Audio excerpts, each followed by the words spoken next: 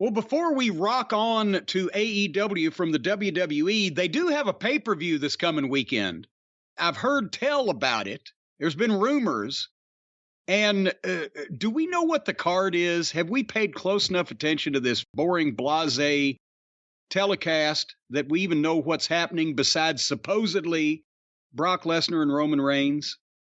Off the top of my head, I would have thought no, but looking at the lineup, it all makes sense. Yeah. It all makes sense now. It all makes sense now, but I had no idea what the lineup was before. What is the lineup? Let's pick our favorites for SummerSlam next weekend. Okay, one of the matches on the big card for SummerSlam in Nashville is Logan Paul versus The Miz. Hoo boy. Well, we saw a segment with them also the other day. And was that the one where they ran out of time? Or they didn't run out of time, but they ended early, that Miz TV thing. I think it was on Raw. And they had to jump in and do a quick impromptu interview because they only had 10 minutes and still couldn't fill it up. Logan Paul, people know who he is. We've asked whether that audience will translate to wrestling, or is it just the people that are already watching wrestling? Some of them know who he is. He looked pretty good at, what was it, WrestleMania, for he's athletic and he took it fairly seriously, but still The Miz. And, unfortunately, I guess that's one of the things we have to look forward to, is just see what's going to happen in another celebrity match. But there you have it. Jim, in another match for the WWE Raw Women's Championship, the champion Bianca Belair defends against Becky Lynch. This will probably actually be pretty good. I have a new appreciation for Bianca Belair, especially since I've seen more of the AEW girls roster.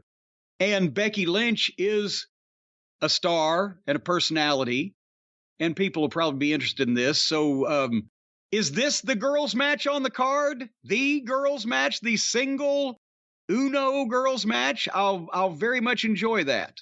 Or is there 3 more to water it down? Well, no, there is one other women's match. I'll go to that right now. For the WWE SmackDown Women's Championship, the champion... Wait a minute, I thought the other one was for the title. That's for the Raw Women's Championship. Oh, of course. Well, there, of course, is the perfect way not to confuse anybody. Have 2 matches on the same card for 2 championships that people really don't understand the difference in.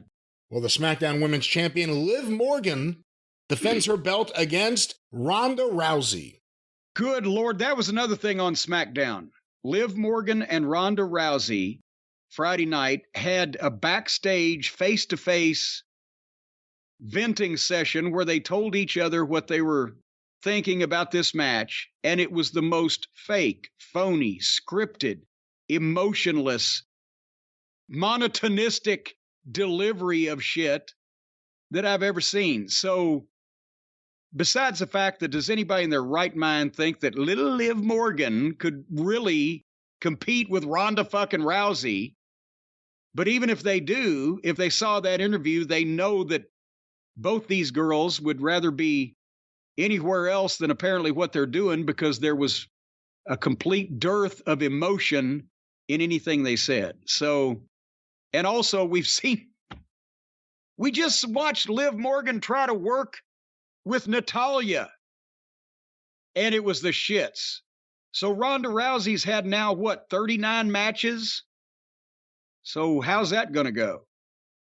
In a match that may be the best match on the show on paper, Seth freaking Rollins, or Seth Scatman Rollins, Scattabidbebop, against Riddle.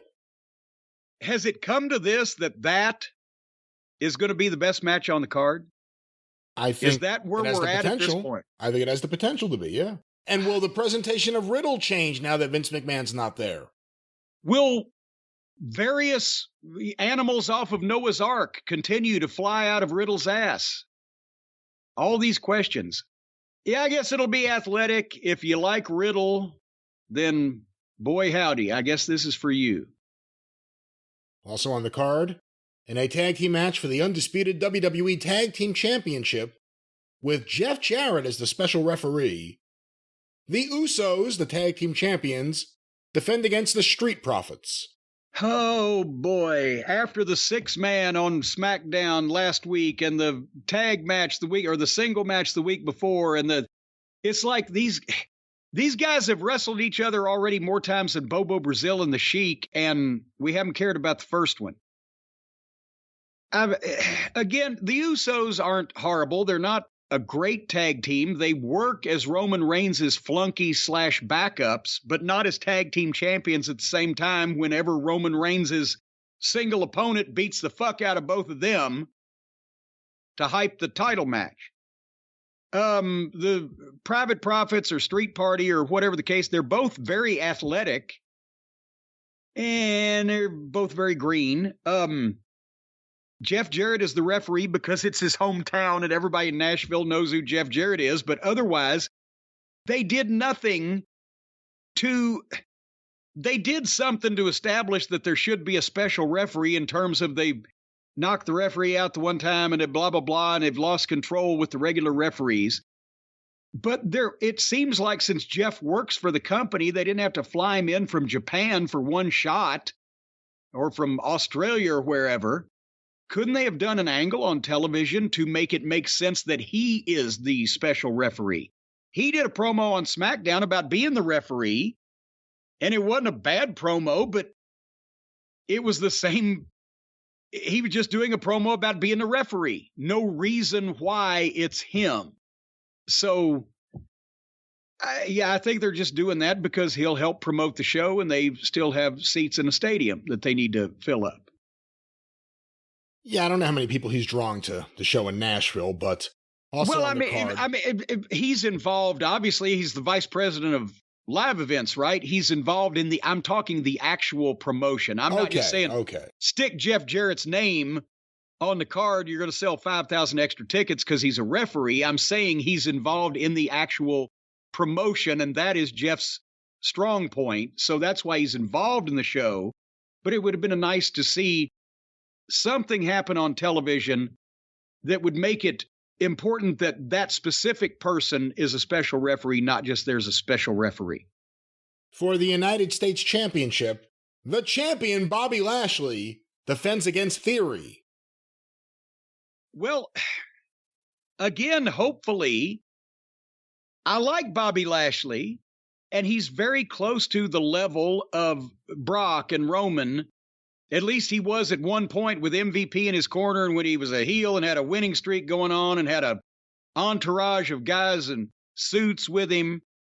Then they made him a smiling babyface. The people still like him. He's still a beast. But he needs to do this job. And I don't know why that they put the thing on him to begin with when Theory had it. They're supposed to be pushing this kid. So I don't necessarily want to see Bobby Lashley lose a major high-profile match on a big pay-per-view, but he has to in this case because they don't need to beat Theory anymore. And this whole thing about he's going to win his title back and then, go cash the briefcase in on whichever Brock or Roman is incapacitated and has the title at the end after their big war. And I'm afraid what's going to happen is they'll say, oh, well, that's enough that he gets to do something in the main event, and we'll go ahead and just beat him in the title match and give him a little out or whatever. But few more matches, Jim. Pat McAfee goes up against Happy Corbin.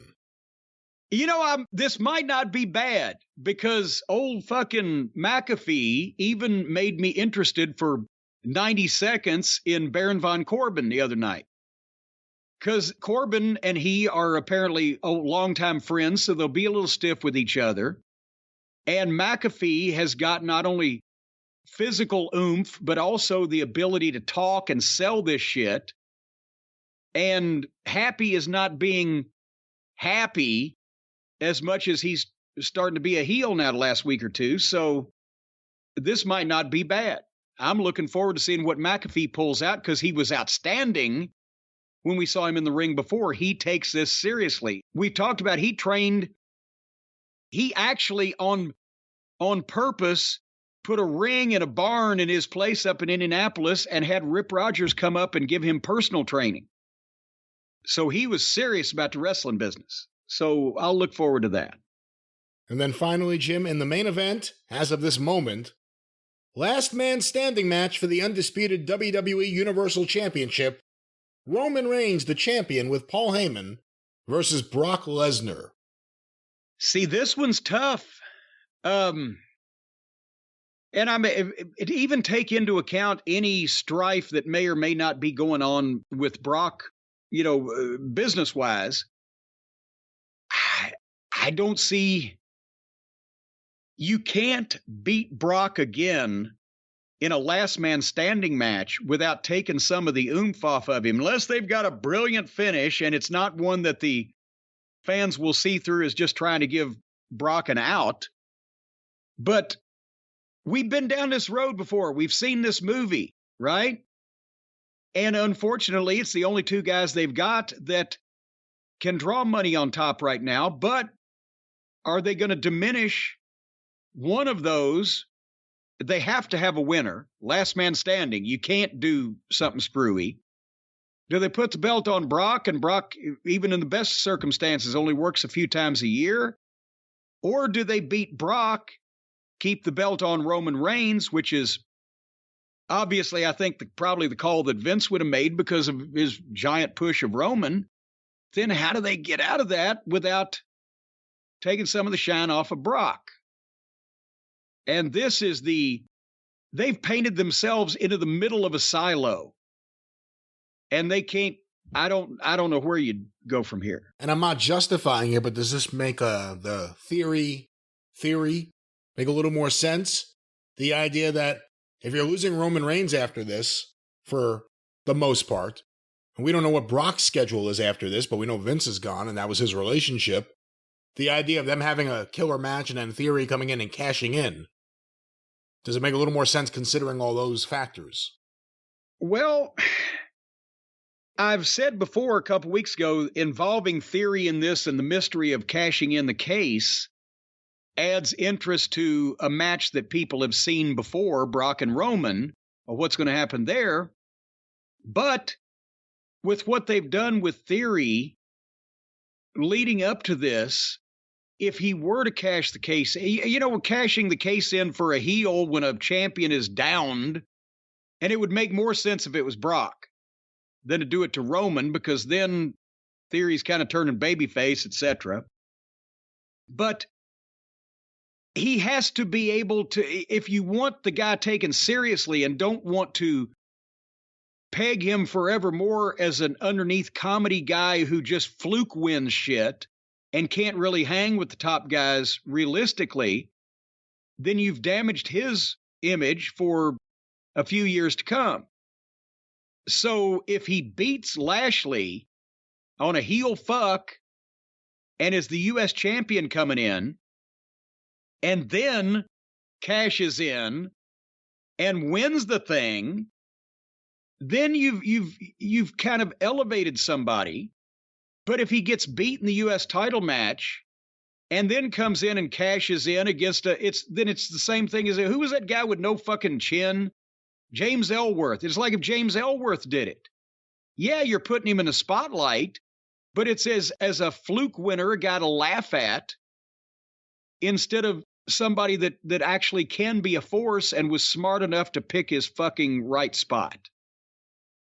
So you can either make a new top-level champion in one night and then continue that push from there, or you can make him the comedy fluke winner, and that's what you're going to be stuck with from there, because that's the way people are going to take it. All right, well, that's the way people will take it on this night, because that is SummerSlam 2022. Yeah, it will be.